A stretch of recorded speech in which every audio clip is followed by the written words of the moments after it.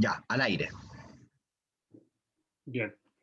Hola, comenzamos un nuevo estudio del libro Indigenismo y raza india de Alejandro Lipschutz. En esta ocasión tenemos la participación de la profesora Clara Emilia Torres, quien se ha desempeñado en su profesión en sectores poblacionales y particularmente también tiene una experiencia de trabajo en colegios agrícolas de sectores mapuches en la comuna de Cañete. También está con nosotros Paulina Mora Lara del Centro de Estudios para el Desarrollo Regional de Coquimbo. Eh, en el transcurso también se va a unir a nosotros a este estudio Juan Pablo Ciudad, abogado constitucionalista, que ahí está apareciendo la ventana.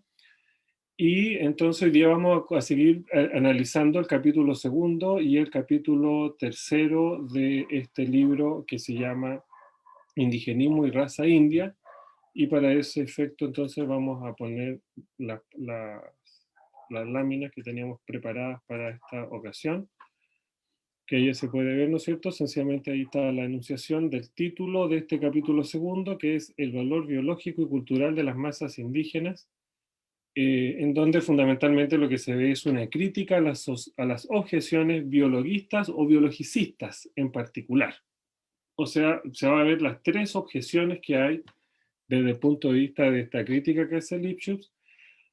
Objeciones que son de carácter biologicista, o sea, que buscan explicaciones a fenómenos sociales en la biología, la explicitación de eso es el racismo, ¿no es cierto?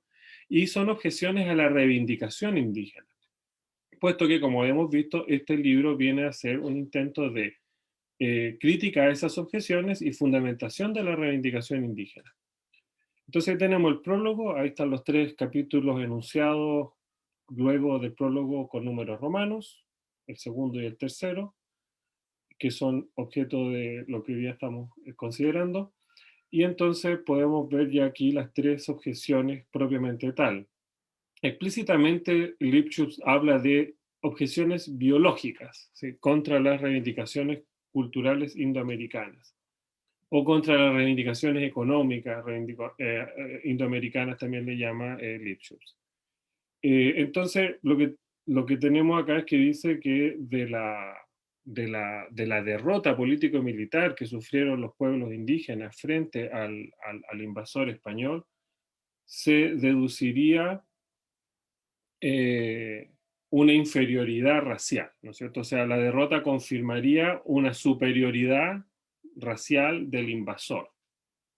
Y por otra parte, un presunto envejecimiento racial de los pueblos indígenas, por lo tanto de su organización social, y finalmente una presunta degeneración racial. Esas son las tres objeciones en contra de la reivindicación indígena que Lipschutz revisa y que hoy día vamos a ver de un modo más o menos somero, siendo la primera superioridad e inferioridad biológica o racial, ¿no es cierto?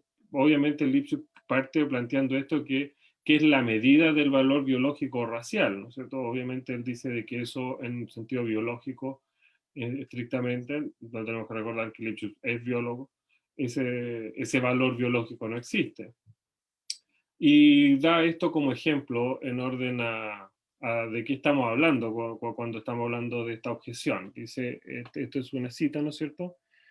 Donde podemos ver que dice, cuando no tienen guerra se ocupan mucho en casas, pero más en ociosidad, en comer y dormir, a que, a que son muy dados. Ningún hombre belicoso y fuerte se inclina al trabajo, sino que deja al cuidado sus moradas, hacienda y campos, a mujeres y viejos, a los más débiles de la casa. Ellos, entre tanto, se dejan embotar. Es cosa extraordinaria la naturaleza de estos hombres que tanto aman la inercia, como aborrecen el reposo. Esa es la cita que nos pone Lipschutz en el libro. Y Lipschutz agrega, ¿quién entre nosotros no ha oído todo eso o algo semejante sobre los araucanos o los aymaraes, los quechuas de hoy en día o los indios modernos en general?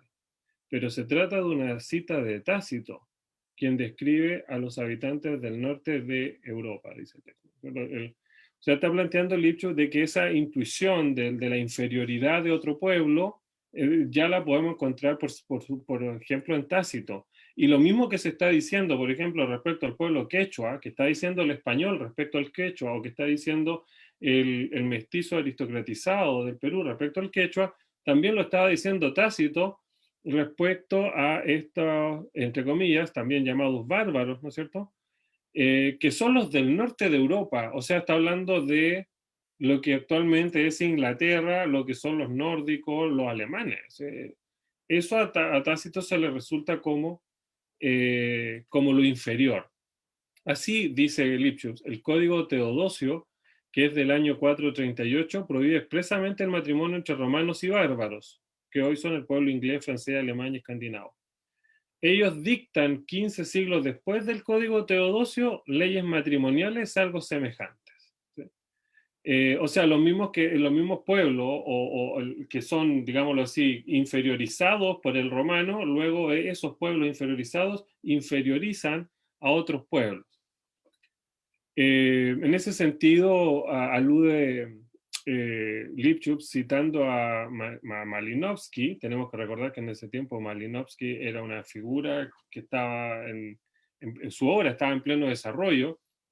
Dice Malinowski, profunda lógica económica y moral en las reglas, costumbres y creencias, por eso merecen respeto como nuestras propias leyes, costumbres y creencias. O sea, estoy planteando un elemento que esto de que al europeo entonces la cultura que no es europea le resulta ilógica. ¿Sí? Un poco de eso es lo que está en la cita de Tácito, ¿no es cierto? ¿Por qué duermen a tal hora si nosotros no dormimos a esa hora? Entonces es ilógico, es irracional que duerman a esa hora, etcétera.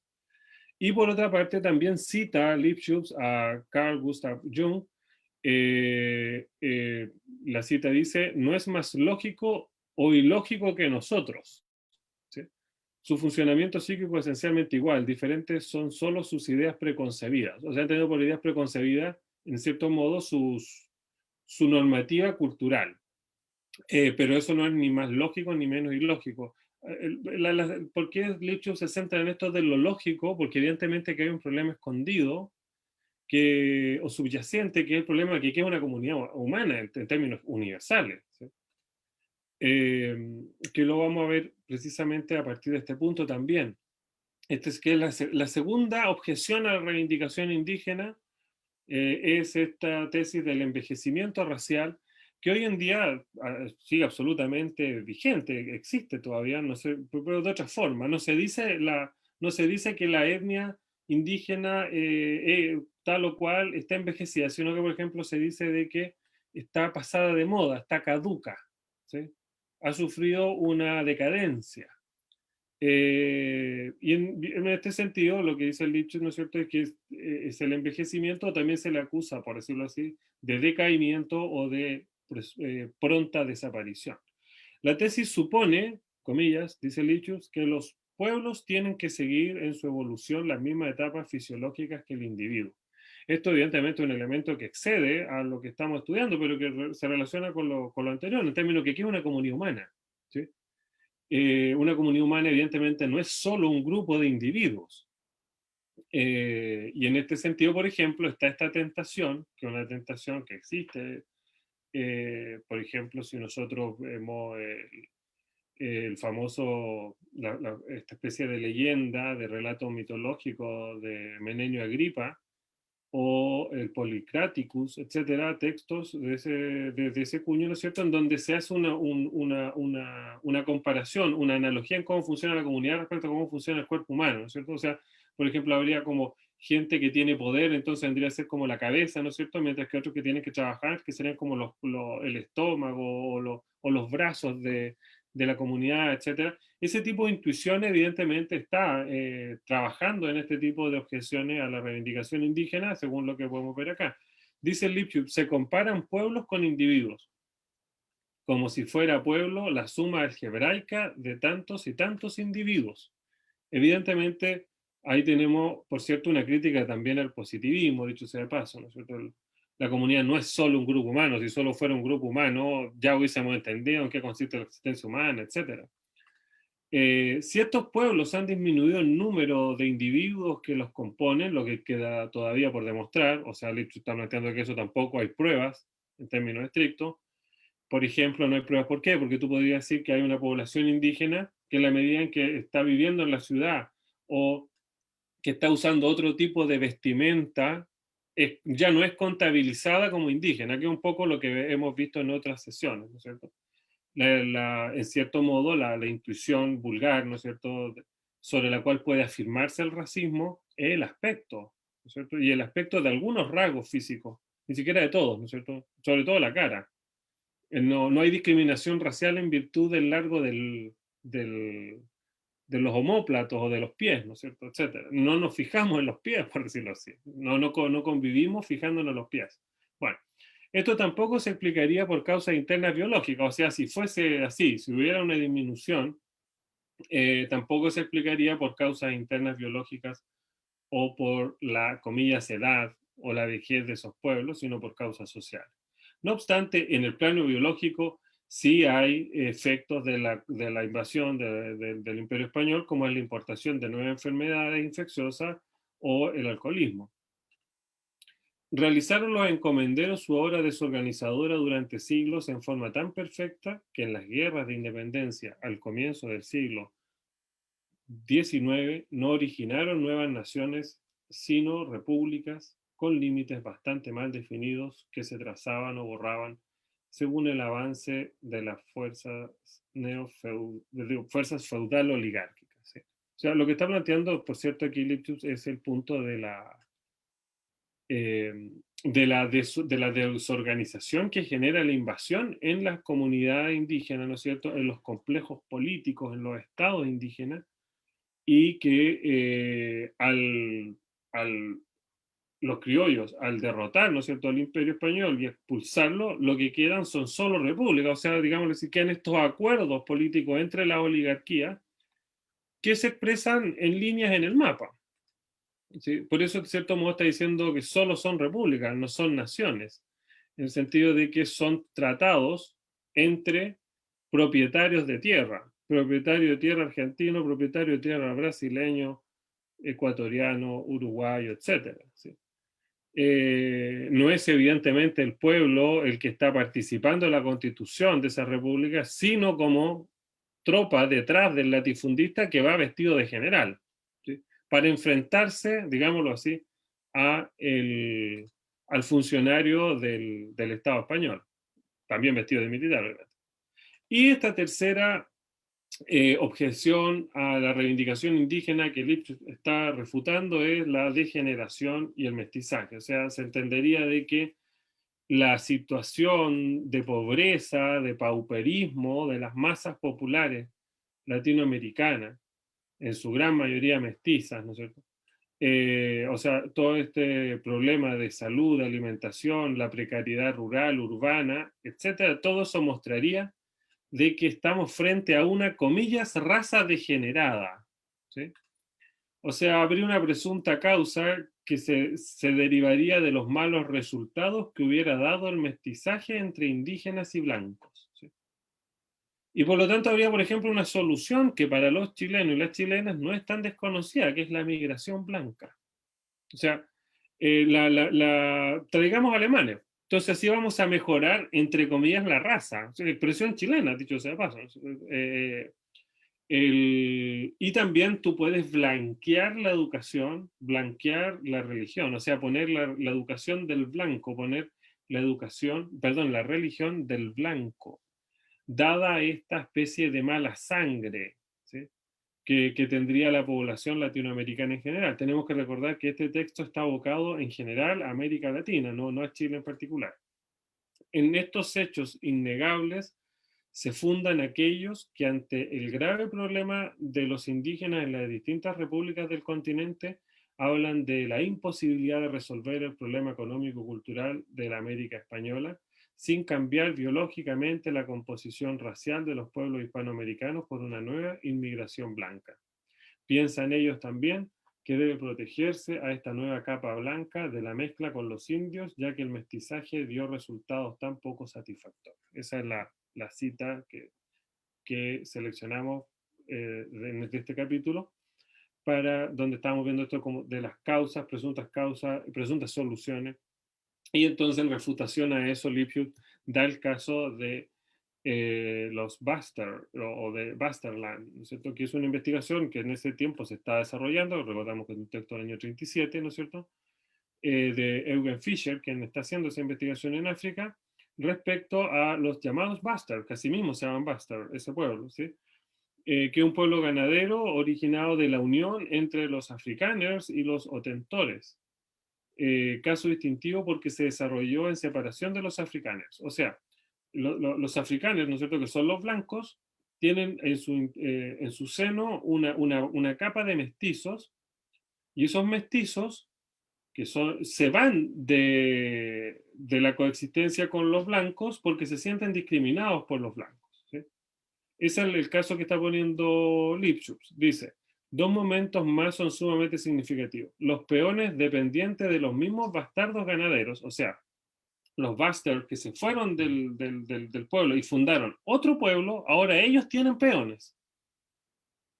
Y dice Lipschutz, ocupan una posición social y moral ya muy comparable a la del mestizo en nuestra Indoamérica, y el profundo abismo social que hay entre los bastardos y sus peones se considera por las familias dominantes entre los bastardos ganaderos como abismo racial.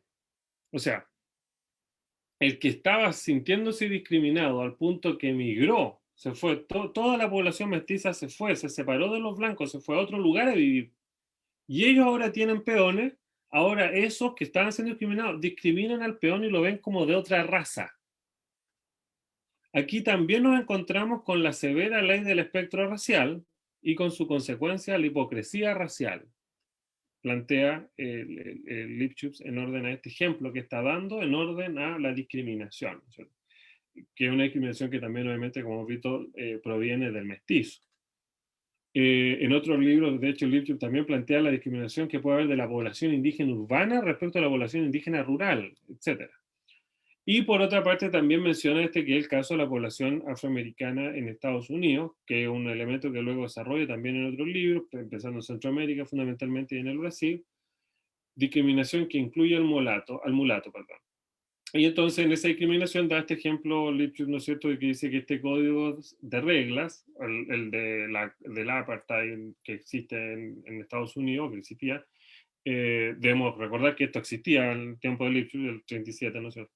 El colmo de la hipocresía racial a la cual se recurre en defensa de sus privilegios, la inscripción que en los carros eléctricos en los Estados Unidos se paga white y black, bien podría reemplazarse por primera y segunda clase. Es el mismo procedimiento psicológico al servicio de fines sociales. Eso es un elemento que está mencionado que en próximas publicaciones de Lipschutz va a aparecer mucho más ahondado, ¿sí? Bueno, y con eso llegamos entonces al tercer capítulo que refiere a los fundamentos de la reivindicación bajo el título que pone el autor, que es Resurrección Indoamericana. Ahí tenemos nuevamente el prólogo, ¿no es cierto? Tenemos el capítulo 1, el segundo, en número romano, y estamos en el tercero. Nos dimos cuenta de que raza india, aunque noción biológica vaga, es una noción social bastante diáfana, comprendiéndose por raza india toda la gran masa popular indígena o mestizada, la que en su mayoría permanece en estado económico, físico y cultural lamentable por no haber todavía terminado en Indoamérica el periodo de la encomienda a pesar de ferrocarril, automóviles y aviones. Esto Lipschutz evidentemente está retomando lo que ya hemos visto en otros pasajes del libro, ¿no es cierto? Que es que la raza entonces es fundamentalmente una noción social y el único significado biológico que para Lipschutz puede tener la expresión raza considerada biológicamente, es rasgos físicos hereditarios, o sea, con exclusión de los rasgos psíquicos obviamente y los culturales, son los rasgos físicos hereditarios, pero en el uso que hacemos todos los días de esa palabra en América Latina a lo largo del siglo XX hasta el día de hoy, ¿no es cierto?, estamos frente a una noción social, no a una noción biológica. Por eso el racismo no es una discusión biológica, es una discusión política. Por eso, por ejemplo, por poner un caso, cuando un Estado se declara monoétnico, como el chileno, que dice ser una nación, está planteando un problema político, no está planteando una tesis biológica, ¿sí? los que escribieron la Constitución del 80 no tienen un estudio o una justificación biológica para ellos decir somos una sola nación, somos una sola etnia. No tienen cómo justificarlo, porque están planteando un mandato político y por lo tanto están siendo parte de una discusión de ese carácter, no una discusión biológica. Tampoco coincide tal reivindicación, la indígena, con el interés, con los intereses, perdón, exclusivos de tal o cual otra agrupación social. En tal resurrección económica, física y cultural de las masas indígenas en nuestro continente está interesada toda la economía nacional y con esta el Estado mismo, plantea Lipschutz, entendiendo por economía nacional la industria nacional y la formación del mercado interno. Evidentemente que hay muchos aspectos, solamente los podemos señalar, ¿no es cierto? En orden a primero lo que está haciendo en acá, ¿no es cierto?, es plantear una diferencia entre lo que se podría llamar la lucha de clases al interior de una comunidad y la relación entre comunidades, que no es lo mismo. Por eso está diciendo de que la reivindicación no se identifica o no coincide, al menos de un modo directo o pleno, con el interés de clase en última instancia. ¿Sí? Y eso vale para cualquier clase. ¿Sí? O sea, el interés de las clases, por ejemplo, de la sociedad mexicana, per se, no coincide con el interés de una etnia en particular. Eso es un elemento que obviamente no podemos desarrollar, pero que podemos más o menos al menos esbozarlo, que es que la comunidad dominada está dominada por otra comunidad. ¿Sí? Eso es un elemento. Y otro elemento es que la comunidad en su interior esté dominada por una clase. Eso precisamente es lo que le da complejidad al estudio de la invasión del Imperio Español y de la colonia, y por ende de la época republicana posterior, ¿no? Porque esos dos elementos que en términos teóricos con Marx podemos distinguir, en términos concretos obviamente va a aparecer unido, y va a aparecer a la vez variado, va a aparecer múltiple. No es lo mismo el desarrollo de esto que estamos reflexionando en el Ecuador que en Chile, y a la vez no es lo mismo en Chile, lo sé, La Serena respecto a Concepción, etcétera. Y entonces el otro elemento que podemos destacar acá, ¿no es cierto?, es que está diciendo que la reivindicación indígena es algo que compete a la economía nacional y al Estado. ¿Sí? Cuando está diciendo eso, está fundamentalmente pensando, lo dice, industria nacional y mercado interno. ¿Sí? Eh, y por lo tanto, que un elemento que no aparece en este texto, pero que va a aparecer en otros textos, que es la reforma agraria. ¿Por qué la reforma agraria? Porque la reforma agraria, obviamente, en ese sentido, muestra una identidad, ¿no es cierto?, de intereses entre la etnia y el campesinado, que ya no es étnicamente integrante de, por ejemplo, una comunidad indígena.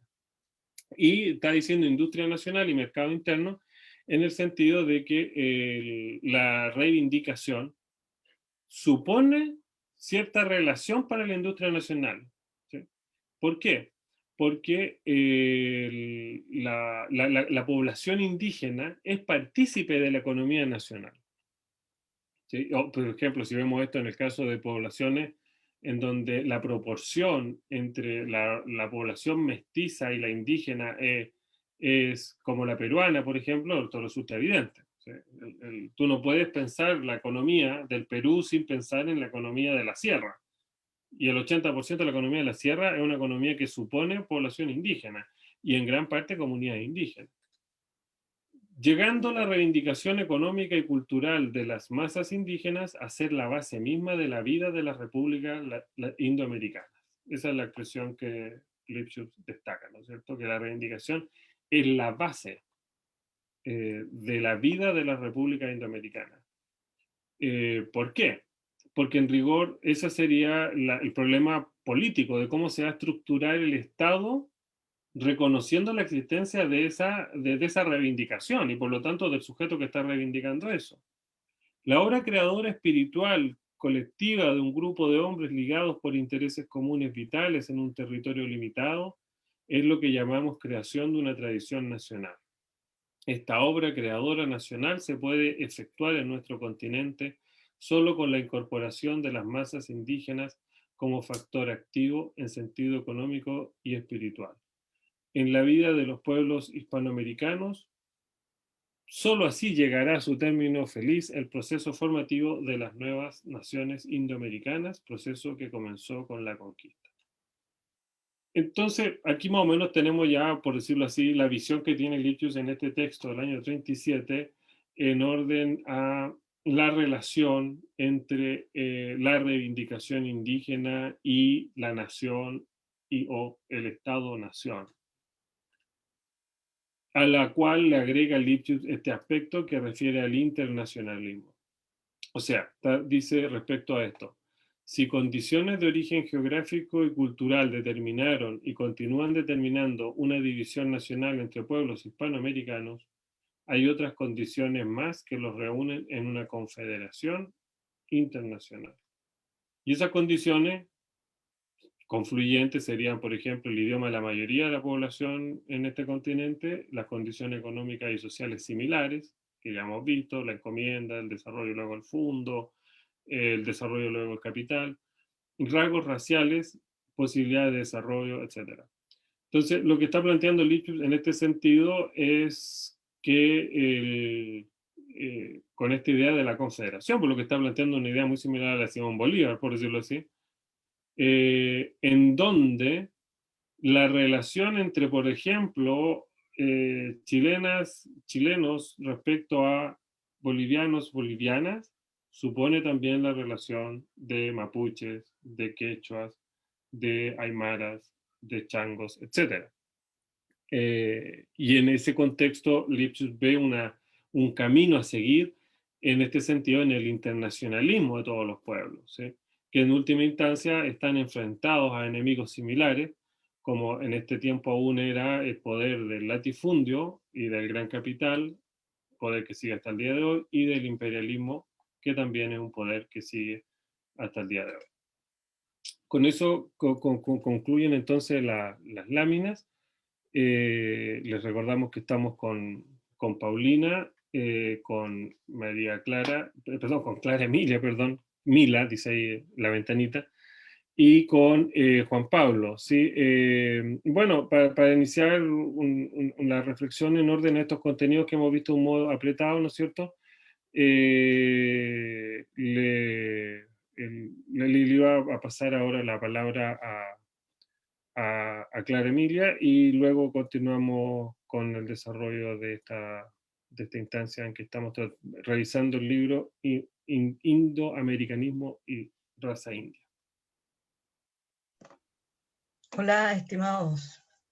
Un gusto estar acá en el Instituto de Ciencia Alejandro Lipschutz y con gente tan importante, tan cálida como ustedes. Bueno, lo que yo vi fue el tercer capítulo de Resurrección Indoamericana. En esto voy a hacer como un pequeño prólogo así como para contarles que cuando yo era chica me encantaba escuchar a mis padres cuando hablaban de los hombres eruditos, y solo yo pensaba de que eso era en la antigüedad, ¿ya? Que no existían sabios ahora. Eso era cuando era muy chica, ¿ya? Esta gente que eran artistas, que eran matemáticos, que eran físicos, biólogos, astrónomos, etc. Y al conocer este libro de Alejandro Lipschutz, que fue escrito en el 1937, y al ver su biografía, me imaginaba eso. Lo digo en forma de prólogo, digamos. Ya. En el contexto que escribió esta primera obra sobre el indoamericanismo y raza, viniendo él desde la investigación de la medicina y biología, parece esta, que al parecer es su primera obra de este tipo. Es escrita después de la Revolución Rusa y en pleno auge del nazismo y el fascismo en Europa. Alejandro Lipschutz se inquieta por estos temas y lo siguió profundizando con trabajos más reivindicativos y en estudios posteriores, que espero poder verlos. Debo decir, y para poner en contexto actual, por los hechos de estar frente a reivindicaciones de los pueblos originarios, hoy día, en el año 2021, en pleno siglo XX, en un momento muy agudo y conflictuado de la lucha del pueblo mapuche en Chile, Alejandro Lipschutz, no obstante haber sido escrito esto en el año 37, creo estar leyendo un texto visionario y de avanzada. Alejandro Lipschutz, sin dejar claramente establecido en el texto, pero leyendo la intencionalidad de aquello, que sería la reivindicación por tierra y reconocimiento como pueblo-nación, en lo económico de una economía de subsistencia y una cultura. Esto que tanto molesta al conquistador y a los dueños del capital hasta hoy en día. Cuando Alejandro Lipschutz trata sobre el tema de la raza, él dice que no existe en la raza. Cambia este paradigma de que ha sido transversalmente utilizado en todos nuestros países y en nuestra cultura, ¿ya? Que la existencia de la raza blanca es una existencia superior versus la raza india o mestiza india. Para contextualizar nuevamente, en pocos años atrás todavía se celebraba el 12 de octubre, aquí en nuestros países, en la escuela, hacíamos fiestas, que era el Día de la Raza. Eso felizmente se cambió, pero igual existe esta suerte de estar celebrando la llegada de los conquistadores a nuestra América. Donde nuestra cultura cristiana occidental, con mirada al eurocentrismo y a Norteamérica, impulsada de todas maneras por los dueños de la tierra y los medios de producción, sin dejar de lado la influencia de la Iglesia. Esa mirada de inferioridad a los pueblos indígenas y originarios, mirando su cosmovisión en forma peyorativa y tratándola de extinguir.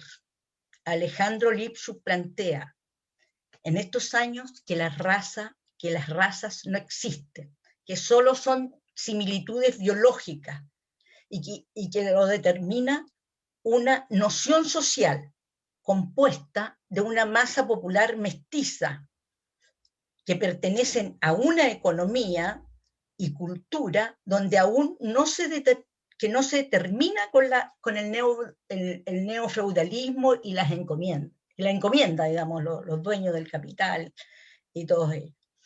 ¿Ya? No obstante, de que en esa época, ya cuando llega el ferrocarril o algunos medios de producción, ellos se ven obligados, ¿ya? Obligados a cambiar algunas formas, ¿ya?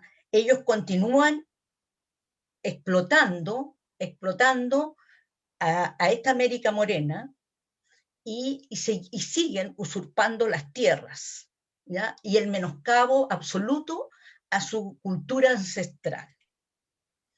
Alejandro Lipschutz plantea que las reivindicaciones económicas y culturales de los desheredados son mal vistos por los dueños del capital y de las tierras usurpadas.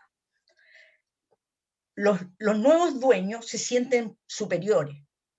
Han impuesto a sangre y fuego esta arrogancia de superioridad, pero también para crecer económicamente es necesaria la integración de estos pueblos, ¿ya? Que están formados por indígenas y también por criollos o por los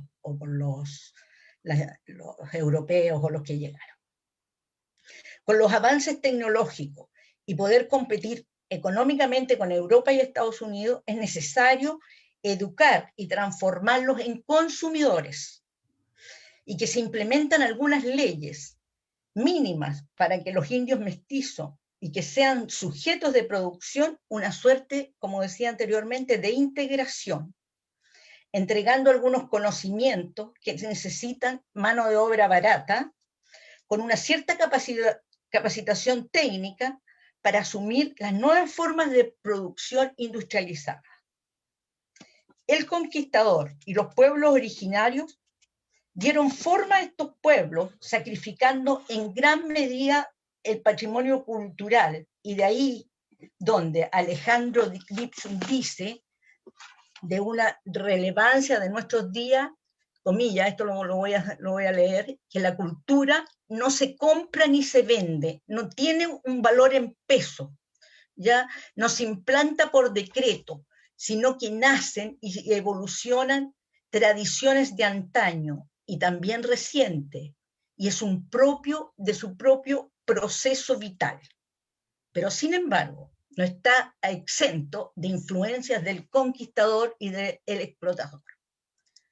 Señala además Alejandro Lipshutz, incipiente, yo no lo entendí tan claramente, algo como lo que significa el internacionalismo hispanoamericano, pero con un orden geográfico, histórico y cultural, ¿ya? Que solo con la incorporación de las masas indígenas como factor activo en el sentido económico y espiritual de estos pueblos hispanoamericanos, con lengua o idioma común, unida por la semejanza de la composición racial con posibilidad de desarrollo económico y cultural. Él habla de una confederación internacional, que en mi modesto juicio vendría a ser como un continente, pero continuando con el mismo orden nacional entre los pueblos hispanoamericanos. En esto también dice, se hunde la severa secuela del aspecto racial en aquel mismo momento en que surge la coincidencia cultural indo-hispanoamericana. Para concluir, puedo decir que quedé muy entusiasmada con estudiar a Lipshutz y seguiré haciéndolo. En la otra vuelta puedo hablar de otras cosas.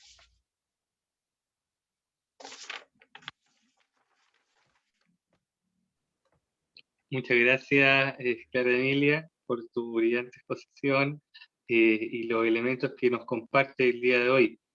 Bueno, quiero dejar ahora con ustedes a Paulina Mora, que ya nos ha acompañado en sesiones anteriores y hoy día también nos acompaña en esta tercera sesión respecto a este libro de Alejandro Lipshutz. Adelante, Paulina, muchas gracias.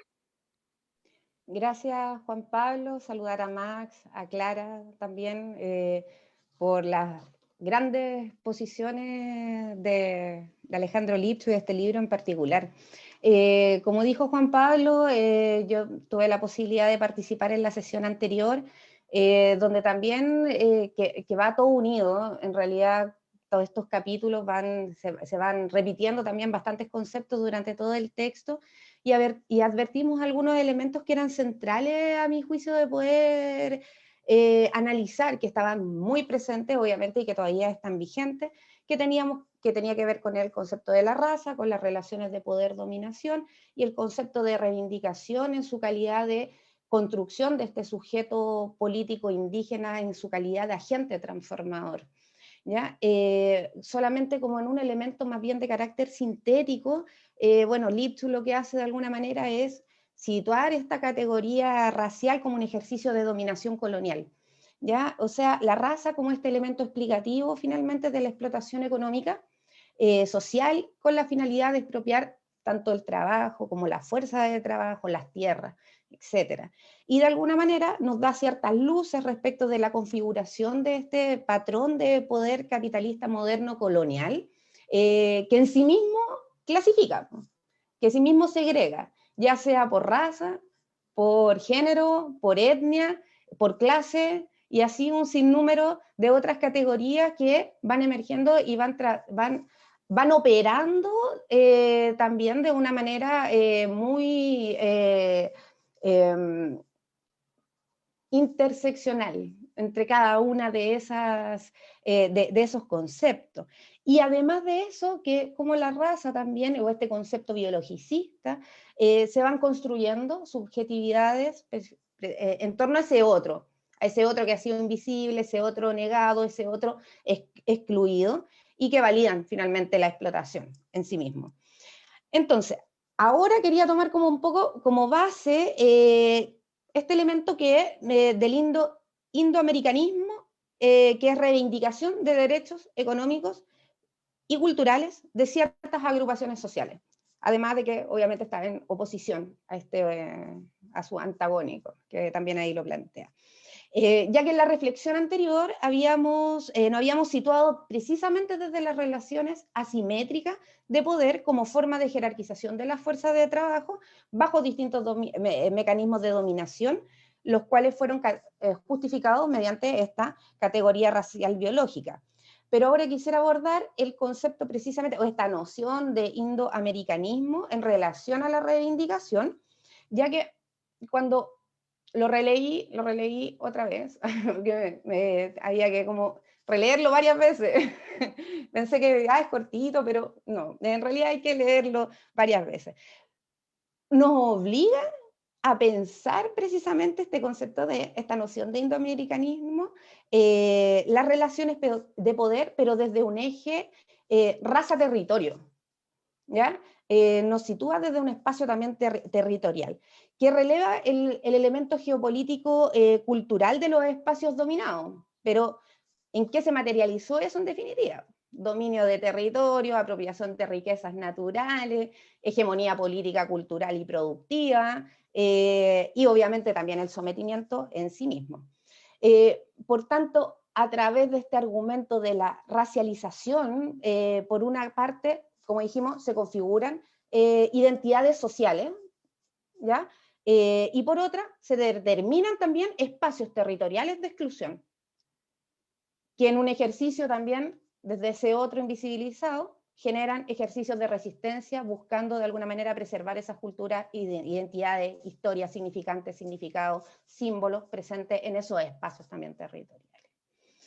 Por tanto, la raza entendida o como una construcción geopolítica de la colonialidad del poder nos resulta además una base para esa construcción, como dijimos, de ese otro antagónico, ¿ya? Y eso en nuestra historia ha sido pero central para poder comprender precisamente las desigualdades que hoy son manifiestas en nuestra sociedad, aún, y con otros matices. Volvemos a Lipschitz. Entonces, y que en su argumentación interpela una serie de supuestos que son utilizados para negar esta reivindicación económica, cultural, social, como ya la habíamos visto. Donde se piensa al indioamericano como bestia, criminal, débil, inferior, desde una base natural, ¿ya? Desde una base, pero que en la retórica del racismo presente, que estaba presente en esa época, indudablemente, pero que también la podemos ver sin duda hasta el día de hoy. Los argumentos se repiten, otros se van transformando a lenguajes que son sin duda más contemporáneos, como por ejemplo el terrorista, el violentista, pero también lo situamos desde el territorio. Hablamos del Gualmapu y se habla desde un espacio de donde se está en guerra, donde hay terroristas, no como un espacio de resistencia. Entonces, ya al hacer precisamente esa diferenciación, tenemos estos espacios territoriales sumamente definidos y estigmatizados, y que operan, obviamente, en función de esas clases hegemónicas. Entonces, siguiendo con esa reflexión de la reivindicación, entonces cabe preguntar, bueno, ¿cuál es la reivindicación? ¿Reivindicación de qué, sobre qué, y a pesar de quiénes es esa reivindicación? Entonces, es como que se plantean varias preguntas. Entonces, plantea una en su dimensión cultural, que Clara lo explicó súper bien, este elemento también de esa tradición orgánica viva, que también le entrega que hace pensar, ¿no? en esta frase o en estos argumentos que hace Calfio, de esta tensa relación entre el pasado y el presente, y cómo se van construyendo precisamente estas nuevas identidades. Y habla obviamente de una cultura mestiza que está en una posición, o sea, el indio y el español. Yo creo que de manera muy incipiente, o aún no anuncia en sí la diversidad presente de los pueblos originarios con sus procesos sociohistóricos determinados, sino que como que habla en términos generales. Y obviamente también desde este otro lado, desde la reivindicación económica, que yo por lo menos la entiendo desde esta territorialidad, o sea, también desde esa interpelación a devolver precisamente estas tierras usurpadas, que fueron base sustancial para la instalación precisamente de estos procesos colonizadores. Y también nos plantea un acercamiento, como eso también lo planteé la semana pasada, respecto de un acercamiento a la noción de la participación política, de la acción, de ese sujeto como agente, la participación política de los pueblos, como una estrategia para pensar dicha reivindicación indoamericana, que hasta el día de hoy no ha ocurrido. O sea, no hay. Eso era por una parte respecto de esta como nueva categoría que quisiera, como de alguna manera incipiente aún, del elemento raza-territorio, que me parece relevante. Y por último quería referirme al elemento más bien de carácter histórico donde se produce el texto, ¿ya? Porque si bien yo no soy historiadora ni pretendo serlo, y ahí hay otras y otros colegas que pueden explicar mucho mejor también los elementos más históricos, pero sí me interesaría precisar algunas cosas respecto porque se ve en una pequeña mini indagación que hay más de una presencia de tipos de grupos que observaban y pensaban lo indígena, ¿ya? En la época.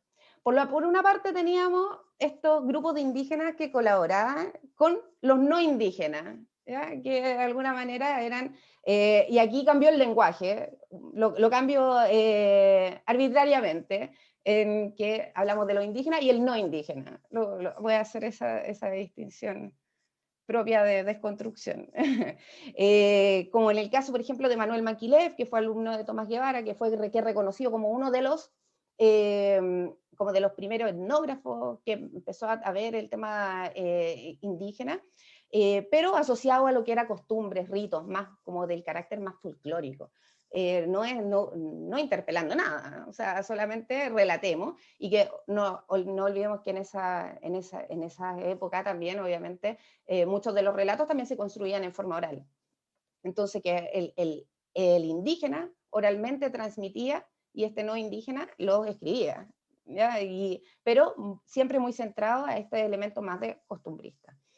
Y otro grupo que operaba más bien de la resistencia, desde la resistencia con argumentos más radicales de la época, reivindicando identidades, participación, representación política y la recuperación de las tierras usurpadas, que estaban en contra obviamente de la división de las comunidades indígenas, que grupos muy vinculados a la FOCH también, y que además fueron víctimas de represión y persecución en aquel tiempo. Ahí también tenemos otro grupo que obviamente sus manifiestos, cartas, escritos no hay mucha documentación que uno pudiese acceder, menos en estas condiciones, que uno no puede ir a ningún lado a buscar dónde están esos relatos. Pero está muy poco, claro, documentado, pero sí había un movimiento importante que estaba vinculado al eje más político y de la reivindicación. Otro grupo de no indígenas que sustentaban su argumentación en la raza biologicista, que ahí ya tenemos para tirar a la chuña, cantidad de autores que obviamente siempre siguieron siendo que escribieron la historia oficial de Chile, y estos grupos no indígenas aliados a la causa indígena, donde habían muchos vínculos también, que tenían muchos vínculos y muchas relaciones, donde pudiéramos situar al Lipchuk. Entonces, mi pregunta era, ¿a quién le escribe Lipchuk? Así, una pregunta simple. ¿A quién le está escribiendo el texto? Porque no es para cualquiera el texto. Porque principalmente, por lo menos de lo que yo puedo tratar de deducir un poco, es que el texto se escribe precisamente para el sector que utilizaba la raza como un argumento de exclusión e inferioridad, utilizando sus elementos propios de su retórica para desbaratar estas mismas argumentaciones.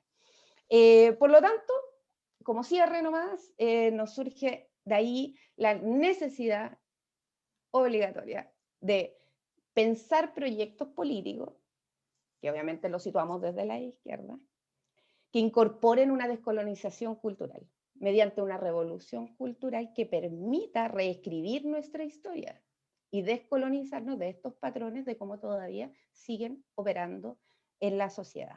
Y escribir esa historia desde los márgenes, desde escribirlo al revés, incluso en este cambio de lenguaje, o sea, reescribir los planes de estudio, por ejemplo, desde la educación básica, cómo enseñamos nosotros en la universidad también, que también sin duda tiene es muy eurocéntrico aún, también es muy patriarcal.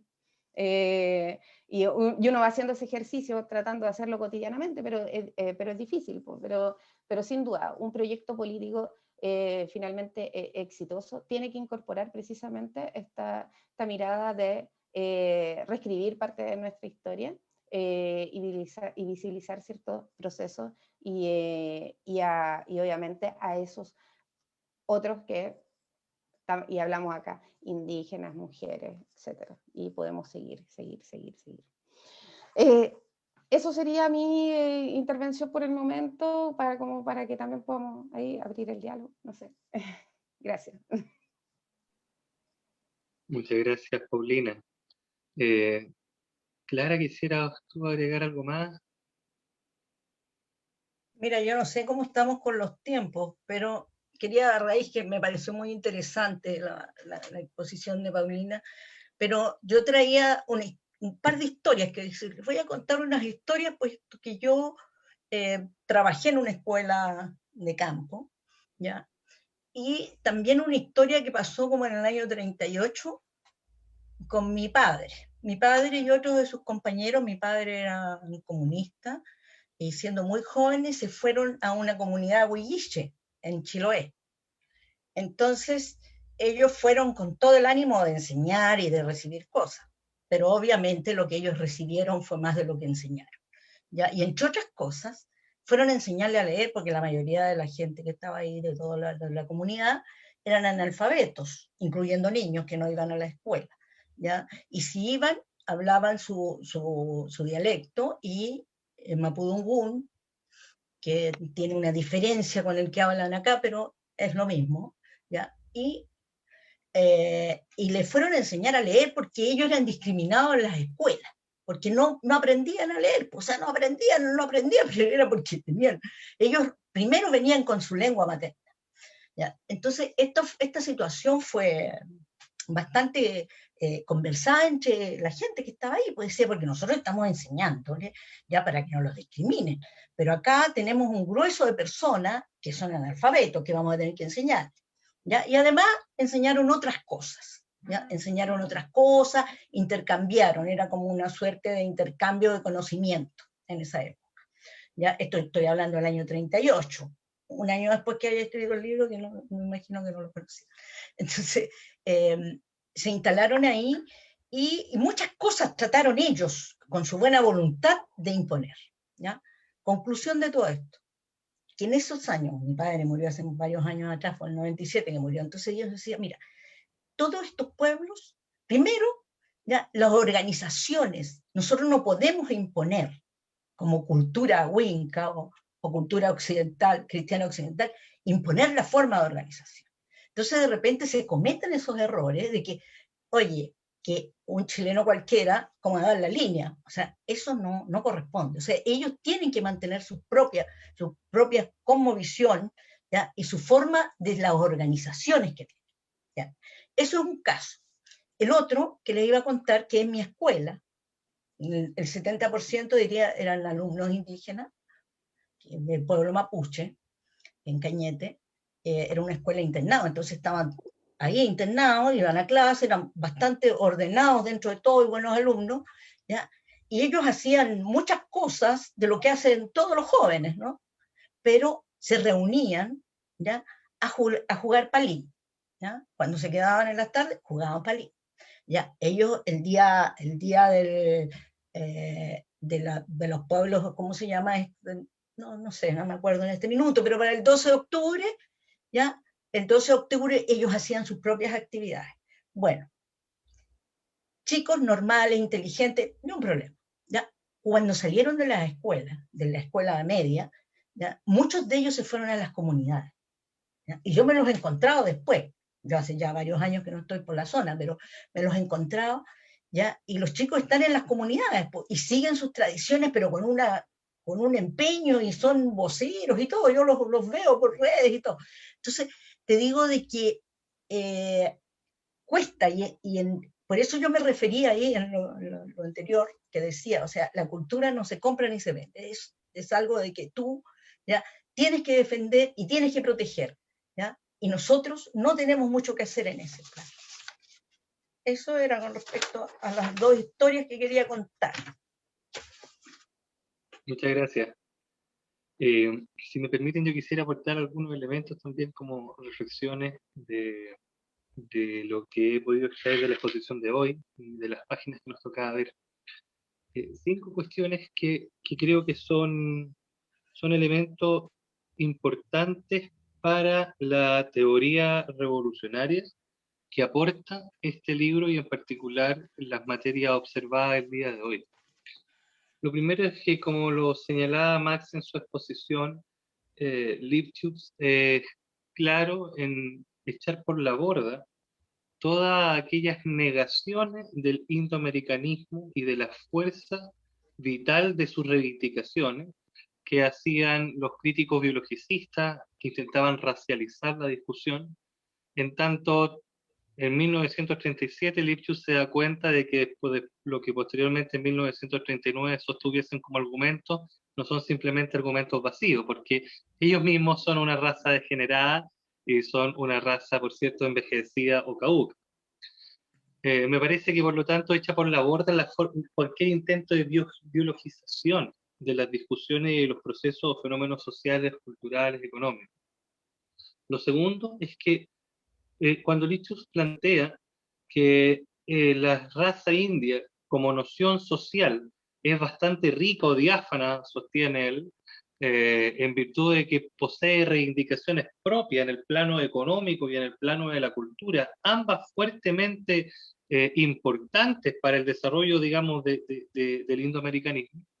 Lo que señala Lipschutz, a mi juicio, es una concepción que da cuenta de un marxismo que no es economicista, ¿no? Que da cuenta, digamos, de que se desprende de esas concepciones economicistas que pululaban en la época del autor, al punto de plantear, ¿no es cierto?, el elemento cultural, como lo señalaba Paulina, como un elemento central a la hora de las transformaciones y la constitución de reivindicaciones propias de un sujeto. Lo tercero que me parece relevante es que cuando Lipschutz señala que las reivindicaciones indoamericanas no coinciden ni con los intereses del encomendero, ni coinciden con lo del otro, con las reivindicaciones exclusivas de otro grupo social, lo que está reivindicando Lipschutz es a lo indoamericano como un sujeto político o una subjetividad política por sí misma, ¿no? Sin necesidad de anclarse a otro sujeto político. Lo que es claro y abundante, en tanto se plantea en 1937 esto que durante la década de los 70 y la Unidad Popular no supimos practicar, digamos, como izquierda, ¿no?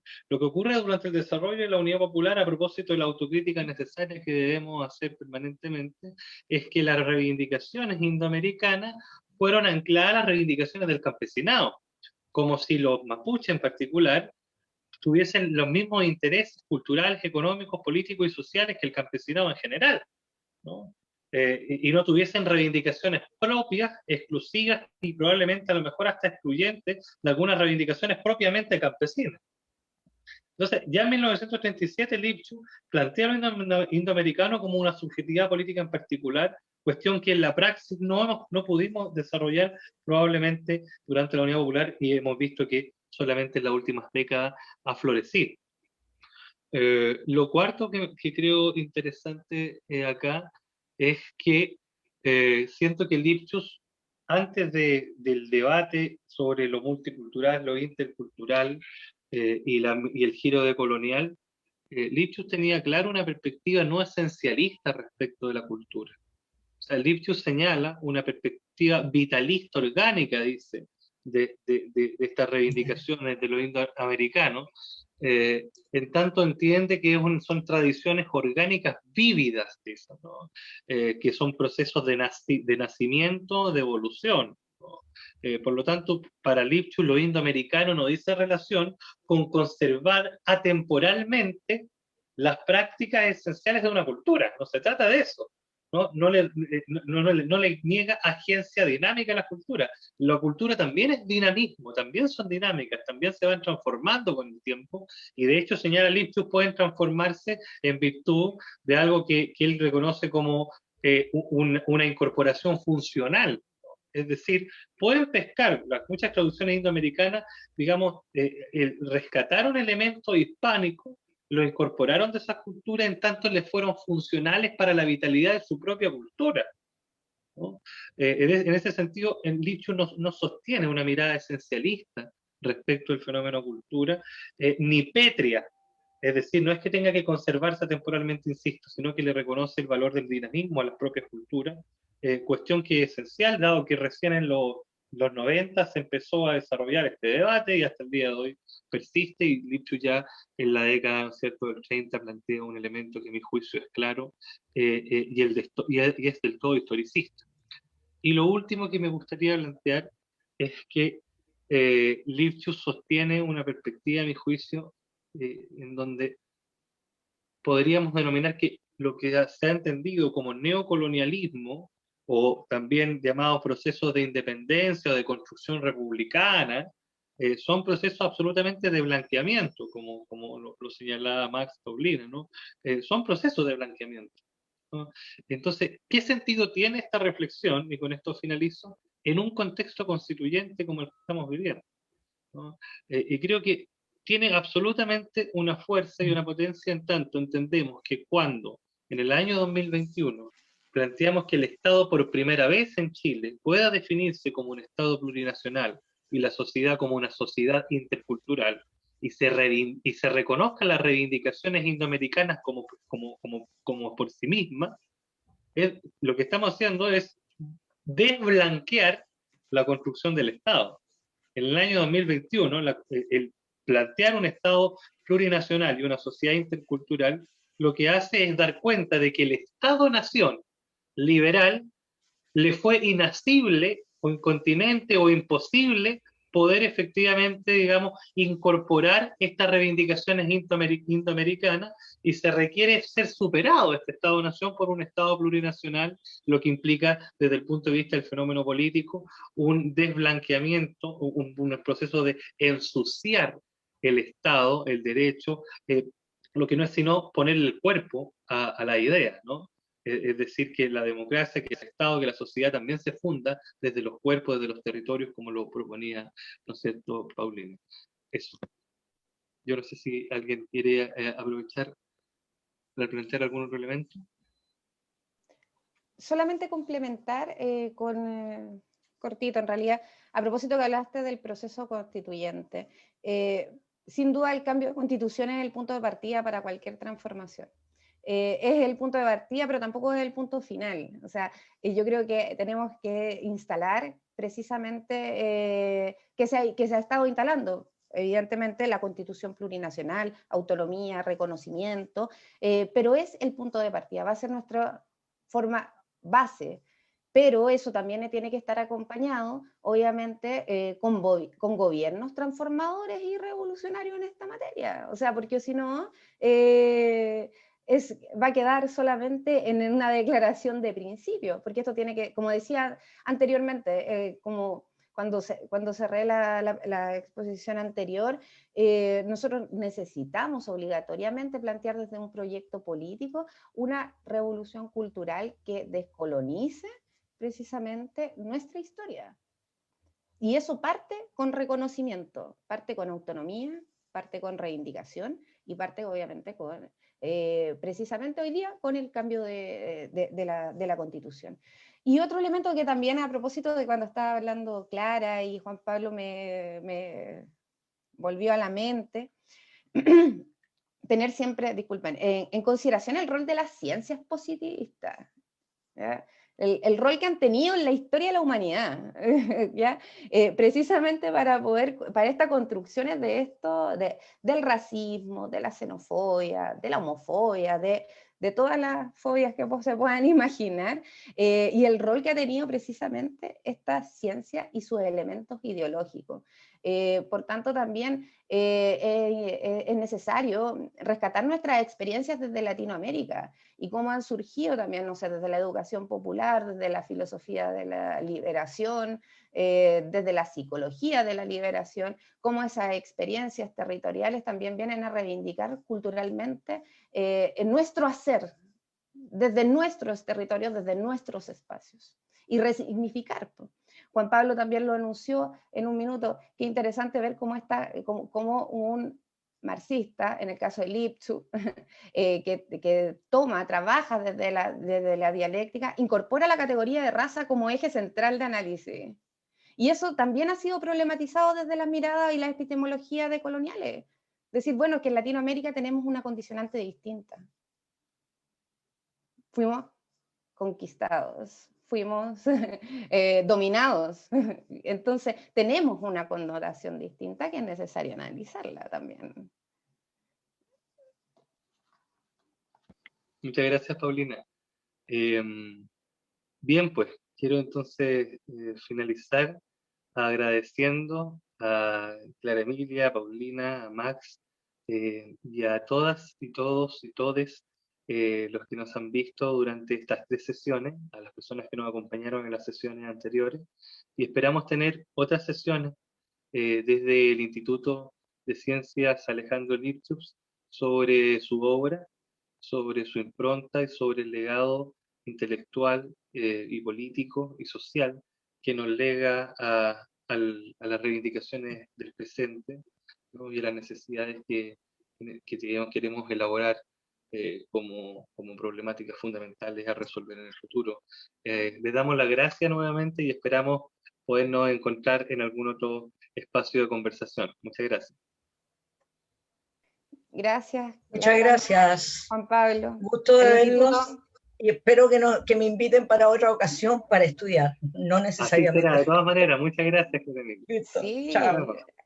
harto estudio. Adiós. Con esto. Sí. Chao. Chao, chao. Chao.